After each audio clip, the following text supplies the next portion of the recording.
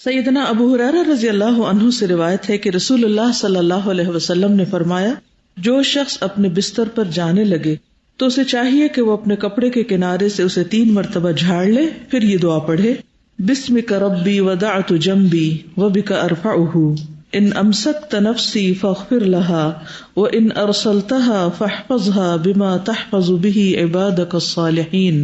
اے میرے رب، تیرا نام لے کر میں اپنا پہلو رکھتا ہوں اور تیرے نام ہی کے ساتھ اس کو اٹھاتا ہوں، اگر تو میری جان کو روک لے تو اسے بخش دینا، اور اگر اسے واپس بھیج دے تو اس کی حفاظت فرمانا، جس طرح تو اپنے نیک بندوں کی حفاظت فرماتا ہے۔ گویا رات کے وقت ہم جب بستر میں لیٹتے ہیں تو اپنی موت کو یاد کر کے لیٹتے ہیں۔ ہم سب جانتے ہیں کہ نیند کے وقت ہماری ایک روح قبض ہو جاتی ہے، جس کا یہ پیج نمبر 3 پر بھی ذکر ہے، اللہ یتوفی الانفس حین موتها والتی لم تمت فی منامها فیمسک التی قضی علیہا الموت ویرسل الاخری الی اجل مسمی ان فی ذلک لآیات لقوم یتفکرون۔ اللہ ہی ہے جو موت کے وقت روحیں قبض کر لیتا ہے، یعنی جب انسان فوت ہوتا ہے تو اس کی روح لے لی جاتی، اور جو نہ مرا ہو جیسے ابھی ہم ہیں، اس کی روح نیند کی حالت میں قبض کر لیتا ہے۔ گویا جب ہم سو رہے ہوتے ہیں تو ہماری ایک روح لے لی جاتی ہے، پھر جس کی موت کا فیصلہ ہو چکا ہو اس کی روح کو روک لیتا ہے، یعنی وہ دوبارہ نہیں جاگتا، انسان سوتے میں فوت ہو جاتا ہے، اور دوسری روحیں ایک مقرر وقت تک کے لیے واپس بھیج دیتا ہے۔ بے شک اس میں غور و فکر کرنے والے لوگوں کے لیے بہت سی نشانیاں، یعنی اس میں بہت تحقیق کی جا سکتی ہے کہ سوتے وقت کیا چیز جسم سے جاتی ہے، اور جب سب اٹھتے ہیں ہم صبح کے وقت تو اس وقت کیا چیز واپس آتی ہے۔ اور ایک حیرت انگیز نشانی ہے انسان کا بالکل اس کے کانوں کا بند ہو جانا، آنکھوں کا بند ہو جانا، ایک اور ہی دنیا میں چلے جانا، اور اپنے آس پاس سے ارد گرد سے بالکل بے خبر ہو جانا، اور پھر دوبارہ اللہ کے اذن سے اٹھ بیٹھنا۔ جو جاگنا ہوتا ہے نا، وہ بھی ایک عجب مرحلہ ہوتا ہے، اور پھر انسان سب سننے بھی لگتا ہے، وہی انسان جو چند لمحے پہلے کچھ نہیں سن رہا تھا اب سن رہا ہے، کچھ نہیں دیکھ رہا تھا اب دیکھ رہا ہے۔ تو اس لیے رات کو سوتے وقت یہ دعا پڑھ کر سویا جائے، کچھ پتہ نہیں کہ دوبارہ اٹھ سکیں یا نہیں۔ تو اگر نہیں اٹھ سکتے تو یا رب وَإِنْ أَرْسَلْتَهَا فَاحْفَظْهَا، یعنی اگر مجھے ایک اور زندگی میں دن دے رہا ہے تو میری حفاظت کرنا، میرے ایمان کی، میرے جسم کی، ہر چیز کی، اور اگر تو روک لے یعنی مجھے موت آ جائے تو پھر مجھ پر رحم کر دینا، عذاب نہ دینا، بخش دینا۔ جو شخص اس طرح موت کی یاد میں روز سوتا ہے وہ یقیناً پھر موت کی تیاری بھی کرتا ہے، وہ استغفار بھی کرتا ہے، اپنے گناہوں پہ نادم بھی ہوتا ہے، وہ خود بھی اللہ تعالیٰ سے معافی چاہتا ہے اور دوسروں کو بھی معاف کر کے سوتا ہے۔ پھر ہے سیدنا انس سے روایت ہے کہ رسول اللہ صلی اللہ علیہ وسلم جب اپنے بستر پر جاتے تو فرماتے، الحمد للہ الذی اطعمنا وسقانا وکفانا وآوانا فکم ممن لا کافی لہ ولا مؤوی۔ صحیح مسلم۔ اللہ کا شکر ہے جس نے ہمیں کھلایا اور پلایا اور ہماری کفایت کی اور ہمیں ٹھکانہ دیا، کتنے ہی ایسے لوگ ہیں جن کے لیے نہ کوئی کفایت ہے نہ ٹھکانہ ہے۔ یعنی اللہ سبحانہ وتعالیٰ نے ہمیں کھلایا پلایا اور کفایت کی کا مطلب یہ کہ باقی بھی تمام ضروریات پوری کی، وہی ہم کو کافی ہو گیا ہماری مشکلات میں، جیسے ہم کہتے ہیں نا حسبی اللہ و نعم الوکیل۔ اور پھر ہمیں ٹھکانہ بھی دیا کہ بستر عطا کیا اور ہم سونے کے لیے جا رہے ہیں۔ کتنے ہی لوگ ایسے ہیں جو سڑکوں پہ پڑے ہوئے ہیں، جو بے گھر ہیں، ہوم لیس ہیں، جن کے پاس کوئی ٹھکانہ نہیں۔ اس پر اللہ تعالیٰ کا انسان شکر ادا کرتا رہے۔ تو جو شخص شکر گزاری کی حالت میں سوتا ہے وہ اٹھتا بھی شکر گزاری کے ساتھ ہے، کیونکہ صبح اٹھنے کی دعا میں بھی کیا آتا ہے، الحمد للہ الذی احیانا بعد ما اماتنا والیہ النشور۔ تو کرنے کے کام کیا ہوئے؟ اپنے لیے دعا مانگ کے سونا ہے، اور پھر بخشش کی دعا اور حفاظت کی دعا جو پچھلی دعا میں تھی، یہاں نمبر 2 سوتے وقت اللہ تعالیٰ کا شکر ادا کرنا ہے اور اس کے لیے یہ دعا پڑھنا ہے، نعمتوں کو یاد کرنا ہے۔ پھر ہے سیدنا زہیر انماری فرماتے ہیں کہ جب نبی صلی اللہ علیہ وسلم بستر پر آتے تو فرماتے، اللہم اغفر لی ذنبی واخسأ شیطانی وفک رہانی وثقل میزانی وجعلنی فی الندی الاعلی۔ اے اللہ میرے گناہ بخش دے، میرے شیطان کو دفع کر دے، میرے نفس کو آگ سے آزاد کر دے، میرے میزان کو بھاری کر دے، اور مجھے اعلیٰ مجلس والوں میں شامل کر دے، یعنی اپنے مقرب بندوں میں۔ یہ بھی کتنی خوبصورت دعا ہے۔ اصل میں ہوتا یہ کہ انسان جب فارغ ہو کر لیٹتا ہے بستر میں تو اس کو پھر طرح طرح کے خیالات آنے لگتے ہیں، کچھ اپنی غلطیاں یاد آنے لگتی ہیں، کچھ دوسروں کی باتیں یاد آتی ہیں، یعنی وہ باتیں جو دن بھر کی مصروفیت کی وجہ سے انسان نہیں سوچ سکتا، وہ رات بستر پر لیٹ کر سوچنے لگتا ہے. خاص طور پر ان لوگوں کو یہ مشکل زیادہ ہوتی ہے جن کو نیند کا مسئلہ ہوتا ہے, جن کو جلدی نیند نہیں آتی. کچھ لوگ تو سر رکھتے ہی سو جاتے ہیں اور کچھ لوگوں کو وقت لگتا ہے سونے میں. تو جن لوگوں کو سونے میں وقت لگتا ہے ان کو بھی شکر ادا کرنا چاہیے کہ انہیں ساری دعائیں پڑھنے کا موقع مل جاتا ہے. کس کے ساتھ ایسا ہوا کہ دعائیں پڑھتے پڑھتے بیچ میں ہی سو گئے, اور کس نے پوری پڑھ لی الحمدللہ, لیکن سونے والوں کی تعداد زیادہ ہے. ایک بالکل قدرتی سی بات ہے, ورنہ عام طور پہ ہم بڑا کڑتے رہتے ہیں نا کہ ہمیں کیوں نہیں نیند آتی اور دوسرے لوگ کیوں جلدی سو جاتے ہیں. اس میں بھی ایک حکمت ہے نا, اللہ تعالیٰ چاہتے ہیں کہ آپ ذکر زیادہ کر لیں, اس کو زیادہ یاد کر لیں, زیادہ گناہوں کی معافی مانگ لیں. تو اس میں جو دعا مانگی گئی ہے وہ اللہ مغفر لی ذنبی, سب سے پہلے تو اپنے گناہوں کی بخشش, پھر وقص شیطانی. ہر انسان کے ساتھ ایک شیطان لگا ہوا نا, اللہ میرے شیطان کو دور کر دے, کیونکہ ہم سو جاتے ہیں شیطان نہیں سوتا, وہ نیند میں بھی ڈسٹرب کرتا رہتا ہے, کبھی خوف دلاتا ہے, کبھی طرح طرح کے خوابوں میں مداخلت کرتا ہے. تو اس لیے اللہ میرے شیطان کو مجھ سے دور کر دے, اور پھر صبح اٹھنے نہیں دیتا. وفک کا رہانی, اور میرے نفس کو آگ سے آزاد کر دے, یعنی آخرت کی دعا ہے. وثقل میزانی, اور میرا میزان بھاری کر دے, کیونکہ قیامت کے دن ہمارے اعمال نامے تولے جائیں گے, اور ہمارے اعمال بھی تولے جائیں گے, اور ہم خود بھی تولے جائیں گے. تو اللہ ہمارے اعمال کو وزنی کر دینا, کیونکہ بعض اوقات بڑے سے بڑا کام ہوگا, بڑے سے بڑی نیکی ہوگی, لیکن اس کا وزن بہت معمولی ہوگا. وزن کا تعلق صرف کوانٹٹی سے نہیں ہے, کوالٹی سے بھی ہے, کہ آپ نے کتنا بڑا کام کیا اور پھر کس کوالٹی کا کیا, کتنے آسان طریقے سے کیا اور کتنے اخلاص کے ساتھ کیا. یہ بھی بہت امپورٹنٹ ہے. ثقل میزان ہے کہ اللہ مجھے ایسا اخلاص دے اور اتنے اچھے طریقے سے میں وہ کام کروں کہ واقعی وہ میزان میں بھاری ہو جائے. مثلاً آپ نماز پڑھتے ہیں, ایک نماز ہے کہ بس جس طرح بچپن سے سیکھی ہے الٹی سیدھی وہی پڑھ رہے ہیں, اور ایک یہ کہ آپ اس بات کے حریص ہیں کہ آپ کی نماز بالکل سنت کے مطابق ہو جائے, اور ایک ایک سٹیپ پر آپ فکر کرتے ہیں اور اپنے آپ کو ٹھیک کرتے رہتے ہیں, اپنی پوزیشنز ٹھیک کرتے رہتے ہیں, اس کا ڈھانچہ بھی ٹھیک کرتے ہیں, اور پھر اس کے اندر جو خشوع و خضوع ہے اس کے لیے بھی اسٹرگل کرتے ہیں. تو ان دونوں میں فرق ہوگا یا نہیں ہوگا؟ ہوگا نا. اسی طرح باقی کام ہے. ایک ہے آپ ایسے ہی بس تھکے ہیں, جا کے بستر پہ لیٹ گئے اور سوچتے سوچتے سو گئے, اور ایک یہ کہ آپ اللہ کا ذکر کر کے سوتے ہیں. کیا یہ دونوں عمل برابر ہو جائیں گے؟ ایک نیند جو ذکر سے خالی ہے, اگر اس کو تولا جائے تو وہ میزان میں کتنی ہوگی, کیا ہوگا اس کا میزان میں؟ نیوٹرل, کچھ بھی نہیں, کوئی وزن نہیں اس کا. اور ایک وہ کہ جس میں اللہ سبحانہ وتعالیٰ کا ذکر ہے, وہ مختلف ہوگی. تو ثقل میزانی, کہ اللہ جو میرے اعمال ہیں ان کا کوئی وزن بھی ہو, کیونکہ کچھ لوگوں کے اعمال کے بارے میں قرآن مجید میں آتا ہے لا نقیم لہم یوم القیامت وزنا, قیامت کے دن ہم ان کو کوئی وزن نہیں دیں گے, یعنی خود ان کو بھی اور نہ ان کے اعمال کو. وجعلنی فی الندی الاعلی, اور مجھے اعلیٰ مجلس والوں میں شامل کر دے. اعلیٰ مجلس کا تو معلوم ہے نا, یعنی کہ جو فرشتے ہیں اور اس کے علاوہ مقربین, صالحین, صدیقین. سیدنا براء بن عازب نے بیان کیا, نبی صلی اللہ علیہ وسلم نے ایک صحابی کو وصیت کی, جب تم بستر پر جانے لگو تو یہ دعا پڑھا کرو, پھر اگر تم فوت ہو گئے تو فطرت اسلام پر فوت ہو گئے. اللہم اسلمت نفسی الیک وفوضت امری الیک ووجہت وجہی الیک والجأت ظہری الیک رغبتا ورہبتا الیک لا ملجأ ولا منجا منک الا الیک آمنت بکتابک الذی انزلت ونبیک الذی ارسلت. اے اللہ, میں نے اپنی جان تیرے سپرد کی اور اپنا معاملہ تجھے سونپ دیا, اور خود کو تیری طرف متوجہ کیا, اور اپنی پشت تیری پناہ میں دے دی, یعنی اپنے آپ کو تیرے حوالے کر دیا. تجھ سے امید اور تیرے خوف کے ساتھ, تیرے سوا کوئی جائے پناہ اور نجات نہیں. میں ایمان لایا تیری کتاب پر جو تو نے نازل کی, اور تیرے نبی پر جس کو تو نے بھیجا. یہ بھی بہت ہی خوبصورت دعا ہے. سوتے وقت انسان اپنے سارے معاملات اللہ سبحانہ و تعالیٰ کے سپرد کر دے, اپنے بوجھ اتار دے اور پوری طرح ریلیکس ہو کر سوئے, کیونکہ اب سونے کا وقت ہے اور جاگ بھی نہیں سکتے. جو کام کر رہے ہیں کتنا بھی کرنا چاہیں اس سے زیادہ نہیں کر سکتے, کیونکہ ہم انسان ہیں, کمزور ہیں, ہماری ایک لمٹ ہے. تو پھر ایسی صورت میں انسان بوجھ لے کے نہ سوئے, کیا کہے کہ اللہ میں اپنے معاملات آپ کے حوالے کرتا ہوں. اور اس میں جنرلی عمومی طور پر بھی آپ اپنے معاملات اللہ تعالیٰ کے حوالے کر سکتے ہیں, اور خاص طور پر اگر کوئی خاص پروجیکٹ یا خاص چیز آپ کو بودر کر رہی ہے تو اس کو تو ضروری حوالے کر دیا کریں.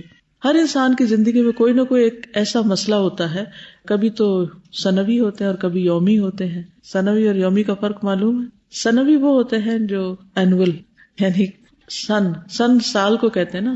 مراد یہ کہ انسان کو خاص طور پر جو لوگ اینول رپورٹس لکھتے ہیں یا اپنے سالانہ کاموں کو وائنڈ اپ کرتے ہیں یا کوئی بڑے پروجیکٹس ہوتے ہیں, اور کچھ ہوتے ہیں یومی. یومی کا مطلب کیا کہ ہر دن ایک نیا مسئلہ ہے، ایک نیا کام ہے، ایک نیا پروجیکٹ ہے، ایک نئی مہم ہے، ایک نیا لیسن ہے، تو اس میں وہ چیزیں بادر کرتی. یعنی کچھ زندگی کے مختلف مواقع کی چیزیں انسان کو فکر مند کرتی اور کچھ چھوٹی چھوٹی روز کی چیزیں اس کے سر پہ ہوتی. تو جو چیز آپ کے ذہن پر سوار ہو اس کو نیچے اتارے یا اس کو اللہ کے حوالے کر دیں کہ اللہ تعالیٰ آپ اس کو درست کر دیں. میں سو رہی ہوں، تو جاگ رہا ہے. تو یہ ریلیکس ہونے کا بہت ہی بہترین طریقہ ہے. اور اگر پورے یقین کے ساتھ اس دعا کو مانگیں گے تو آپ دیکھیں گے کہ واقعی وہ معاملہ درست ہو جاتا ہے. کچھ چیزیں ایسی ہوتی ہیں جن کو آپ سلجھا رہے ہوتے پھر بھی وہ نہیں سلجھتی. ہوتا نا ایسے. کچھ چیزیں آپ کے بس میں ہی نہیں، آپ کے ہاتھ میں ہی نہیں، دوسرے اس کے مالک ہوتے ہیں انسانوں میں سے. کچھ چیزیں آپ کرنا چاہ رہے ہوتے ہیں جو آپ کے ساتھ اور شریک ہوتے ہیں وہ نہیں کر رہے ہوتے تو بھی کام نہیں ہوتے. یعنی کئی قسمیں ہو سکتی ہیں نا ایسی چیزوں کی کہ جو انسان کے لیے ایک مصیبت بنی ہوئی ہوتی ہے. اور کچھ چیزیں ایسی کہ جو آپ کو بادر نہیں بھی کرتی تو بھی ہر انسان کی کچھ ڈریمز ہوتی ہیں، کچھ اس کی تمنائیں اور امیدیں ہوتی ہیں، اور خصوصاً آخرت کے اعتبار سے کچھ ہم و غم ہوتے ہیں. تو ان سب کو اللہ سبحانہ وتعالیٰ کے حوالے کر دینا چاہیے. وَفَوَّضْتُ أَمْرِي إِلَيْكَ. پھر کچھ چیزیں تو اپنی جان سے متعلق ہوتی، کچھ بچوں سے متعلق ہوتی، کچھ والدین سے متعلق، کچھ اور ذمہ داریوں سے متعلق. ہر چیز کو اللہ کے سپرد کر دیں. فَوَّضْتُ أَمْرِي إِلَيْكَ. اور پھر آپ اس کا رزلٹ دیکھیے کیونکہ یہ تجربہ کی ہوئی دعا ہے. اور پھر وَأَلْجَأْتُ ظَهْرِي إِلَيْكَ رَغْبَةً وَرَهْبَةً إِلَيْكَ. ایمان چونکہ امید اور خوف کے بیچ میں ہے تو انسان اپنے آپ کو جب اللہ کے حوالے کرتا ہے تو ڈرتا بھی ہے کہ پتہ نہیں کیا معاملہ ہوگا، اور امید بھی ہوتی ہے کہ اللہ سبحانہ وتعالیٰ تو بہت ہی رحیم ہے، اچھا معاملہ کرے گا. اور پھر کیسے بھاگ سکتے ہیں اللہ سے، کیسے نہ اپنے آپ کو اللہ کے حوالے کریں کہ لا ملجا ولا منجا منک الا الیک. تیرے سوا کوئی جائے پناہ اور کوئی نجات کی جگہ ہے بھی نہیں، بھاگ کے جائیں بھی کہاں. بالکل اپنے آپ کو انویلپ کر دیتے ہیں، بس سرنڈر کر دیا. میں ایمان لے آیا ہوں تیری کتاب پر جو تو نے نازل کی اور تیرے نبی پر جس کو تو نے بھیجا. اور اگر آپ کتاب پڑھتے ہی نہیں ہے، سمجھتے ہی نہیں، کوئی تعلق ہی نہیں، تو یہ کس منہ سے کہیں گے میں ایمان لایا تیری کتاب پر جو تو نے نازل کی. اور نبی صلی اللہ علیہ وسلم کی سنت کی پیروی نہیں ہے تو پھر کیا ایمان لانا ہے. تو یہ دعائیں ہمیں یاد دہانی بھی کراتی ہیں کہ ہمارے اعمال کیسے. تو سوتے وقت کی دعائیں محض دعائیں نہیں ہیں، محض وظیفے نہیں ہیں، بلکہ اصلاح کے نسخے بھی ہیں. سیدنا انس بن مالک رضی اللہ عنہ سے روایت ہے کہ رسول اللہ صلی اللہ علیہ وسلم نے فرمایا، جس نے اپنے بستر پر لیٹتے ہوئے یہ دعا پڑھی اس نے ساری مخلوق کی بیان کردہ اللہ کی تعریفیں کہہ ڈالی. پوری مخلوق میں سے جو جتنا بھی ذکر کرتا ہے، اللہ کی جیسی بھی تعریف کرتا ہے، گو اس نے ساری کر لی. الحمدللہ الذی کفانی وآوانی، الحمدللہ الذی اطعمنی وسقانی، الحمدللہ الذی من علی فافضل، اللہم انی اسألک بعزتک ان تنجینی من النار. تمام تعریف اللہ کے لیے ہے جس نے میری کفایت کی اور مجھے رہنے کو جگہ عنایت فرمائی. تمام تعریف اللہ کے لیے ہے جس نے مجھے کھلایا اور پلایا. تمام تعریف اللہ کے لیے ہے جس نے مجھ پر احسان کیا اور بہت زیادہ کیا. اے اللہ، میں تجھ سے تیری عزت کے واسطے سے سوال کرتا ہوں کہ تو مجھے آگ سے نجات دے دے، کیونکہ مومن کی سب سے بڑی فکر جہنم کی آگ ہے، سب سے زیادہ ڈرانے والی چیز اس کو. تو اس میں بھی آپ دیکھیے کہ جو نعمتیں ہیں اللہ سبحانہ وتعالیٰ کی، ان کو یاد کر کے اللہ کی تعریف بیان ہو رہی ہے. اور خاص طور پر یہ جو دو الفاظ ہیں نا، الحمدللہ الذی کفانی وآوانی، وہی مجھے کافی. بندے تو سب چھوڑ جاتے ہیں اور وہی مجھے پناہ دینے والا ہے. پناہ کس کو چاہیے ہوتی ہے؟ ہو از ویک، جس کے اندر کوئی ڈر ہوتا ہے، خوف ہوتا ہے، اندیشے ہوتے ہیں، وسوسے، کیا بنے گا میرا، کیا ہوگا. اور یہ ہر ایک کو ہوتے ہیں اپنی اپنی کیپیسٹی کے مطابق، جس کے جو مسائل ہوتے ہیں. اگر یہ مسئلہ حل نہ ہو تو کیا ہوگا، اگر مجھے جاب نہیں ملی تو کیا ہوگا، اگر میری جاب چلے گی تو کیا ہوگا، اگر میری شادی نہ ہوئی تو کیا ہوگا، اگر میرے بچے ہی نہ ہو تو پھر کیا ہوگا، اور اگر میرے بچوں کے بچے نہ ہوئے تو کیا ہوگا، پھر تو میری کوئی نسل نہیں چلے گی. اور پھر اگر میرے شوہر کو کچھ ہو گیا تو کیا ہوگا. پتہ نہیں کیا سے کیا شیطان انسان کو سجھاتا رہتا ہے اور خوف دلاتا رہتا ہے. تو اس لیے کوئی بھی چیز جب ذہن میں آئے اس طرح کی پریشان کن، اور پھر بڑھاپے کا خوف ہوتا ہے کہ میں بوڑھی ہوگی تو کیا ہوگا، اور میں مر گئی تو پتہ نہیں میرے جنازے میں کوئی ہوگا کہ نہیں ہوگا، وغیرہ وغیرہ. کبھی کوئی خیال ڈال دیا، کبھی کوئی ڈال دی. انتہا نہیں ہے ان کی، لیکن یہ فار ایگزامپل چند باتیں جن پہ عام طور پر لوگ پریشان رہتے ہیں. تو ہمیشہ سوچا کریں کہ آج تک کس نے دیا ہے اور اب تک کون دے رہا ہے. کیا میرے پاس وہی کپڑے ہیں جو میں نے پیدا ہونے کے دن پہنے تھے؟ کتنے چینج کیے ہوں گے اور کتنے سائز بدلے ہوں گے. ہر سال بچوں کے سائز بدل جاتے ہیں. تو کون دیتا تھا؟ کس نے پرووائڈ کیا؟ کس نے انتظام کیا؟ کس نے بندوبست فرمایا؟ اللہ نے. تو جس نے اب تک کیا کیا وہ آئندہ نہیں کرے گا؟ ہاں کم کیوں نہیں کرے گا؟ ہم اس کے بندے ہیں نا، اس کے مخلوق ہیں، وہی کرے گا. اور آپ دیکھیے کہ جن کے ذریعے اس نے دلوایا وہ کتنے تبدیل ہو چکے ہیں. کبھی کسی کو وسیلہ بنایا، کبھی کسی کو بنایا، کبھی کسی کو بنایا. آئندہ بھی وہ ہے نا، وہی کرے گا. تو الحمدللہ الذی کفانی وآوانی، اس نے آج تک میری حفاظت کی، پناہ دی، ٹھکانہ دیا، وہ آئندہ بھی دے گا. فکر کی ضرورت نہیں، خوف کی ضرورت نہیں. اور پھر اس نے کھلایا مجھے، پلایا مجھے، میں بھوکی نہیں ہوں. اور پھر اس کے بہت احسان ہے، اور اس نے مجھے بہت سے بندوں پر فضیلت دی ہے. من علی فافضل، میری اصل فکر کیا ہونی چاہیے، اصل غم کیا ہونا چاہیے؟ اللہم انی اسألک بعزتک ان تنجینی من النار. ہمیں فکر کرنی چاہیے آگ سے بچنے کی، کہ اللہ تو مجھے آگ سے بچا لینا. وہاں پھر کوئی پرسان حال نہیں ہوگا. وہ سب سے سخت جگہ ہے، سب سے مشکل جگہ ہے. ایکچولی ہم سب اپنے آپ کو بڑے عقل مند بھی سمجھتے ہیں، اس کے باوجود جو اصل فکر کی چیز ہے اس کی فکر نہیں کرتے، اور جن کی فکر نہیں کرنی چاہیے وہ فکر اپنے اوپر سوار رکھتے ہیں اور اس کے ساتھ جیتے ہیں. اس کو تو اپنے کھانے پینے کی طرح زندگی کا حصہ بنا رکھا ہے. صبح شام کھاتے بھی، پیتے بھی، اور غم بھی کھاتے رہتے ہیں، اور فکریں بھی کھاتے رہتے ہیں ساتھ ساتھ. ان ساری فکروں کو جمع کر لیں، جتنی بھی کوئی ہیں، جب سے ہوش سنبھالی اس وقت سے لے کے اب تک، ان سب کو اکٹھا کر لیں اور دوسری طرف آگ کو رکھ لیں. کون سی بڑی؟ آگ کی مصیبت سب سے بڑی، اور سب سے زیادہ فکر کی ضرورت وہاں پر ہے. ان تنجینی من النار. سیدنا ابن عمر سے روایت ہے کہ رسول اللہ صلی اللہ علیہ وسلم جب بستر پر تشریف لاتے تو فرماتے، الحمدللہ الذی کفانی وآوانی واطعمنی وسقانی والذی من علی فافضل والذی اعطانی فاجزل الحمدللہ علی کل حال اللہم رب کل شیء وملیکہ والہ کل شیء اعوذ بک من النار. تمام تعریف اللہ کے لیے ہے جس نے میری کفایت کی اور مجھے رہنے کو جگہ عنایت فرمائی، مجھے کھلایا اور پلایا. اور وہ ذات جس نے مجھ پر احسان کیا اور بہت زیادہ کیا، جس نے مجھے دیا اور بہت خوب دیا. ہر حال میں اللہ ہی کی تعریف ہے. اے اللہ، اے ہر چیز کے پالنے والے اور اس کے مالک، اے ہر چیز کے معبود، میں آگ سے تیری پناہ چاہتا ہوں. اس دعا میں بھی آگ سے بچنے کی فکر ڈالی گئی. تو الحمدللہ الذی کفانی وآوانی، اللہ کا شکر جس نے مجھے کفایت کی، مجھے پناہ دی، واطعمنی وسقانی، اور مجھے کھلایا اور مجھے پلایا، والذی من علی فافضل، اور اس نے مجھ پر احسان کیا اور بہت زیادہ کیا، والذی اعطانی فاجزل، جس نے مجھے دیا اور خوب دیا. الحمدللہ علی کل حال، ہر حال میں اللہ کا شکر. اللہم رب کل شیء، اے اللہ جو رب ہے ہر چیز کا، وملیکہ، اور اس کا مالک بھی، والہ کل شیء، اور ہر چیز کا معبود. اعوذ بک من النار، میں تیری پناہ چاہتا ہوں آگ سے. اللہ تو مجھے آگ سے بچا لے. یہ ہے وہ تربیت جو دعاؤں کے ذریعے ہوتی، یہ ہے وہ تزکیہ جو دعاؤں کے ساتھ ہوتا ہے. لیکن ہمیں معلوم ہی نہیں، یاد ہی نہیں، پڑھتے ہی نہیں، تو پھر غافل والی زندگی ہوگی نا. تو اس غفلت سے ہمیں نکلنا ہے. سیدنا ابو ہریرہ سے مروی ہے، ایک مرتبہ سیدنا ابو بکر نے نبی صلی اللہ علیہ وسلم سے عرض کیا، اے اللہ کے رسول صلی اللہ علیہ وسلم، مجھے کوئی ایسی دعا سکھا دیجئے جو میں صبح شام اور بستر پر لیٹتے وقت پڑھ لیا کروں. نبی صلی اللہ علیہ وسلم نے یہ دعا سکھائی، اللہم عالم الغیب والشہادۃ فاطر السماوات والارض رب کل شیء وملیکہ اشہد ان لا الہ الا انت اعوذ بک من شر نفسی وشر الشیطان وشرکہ.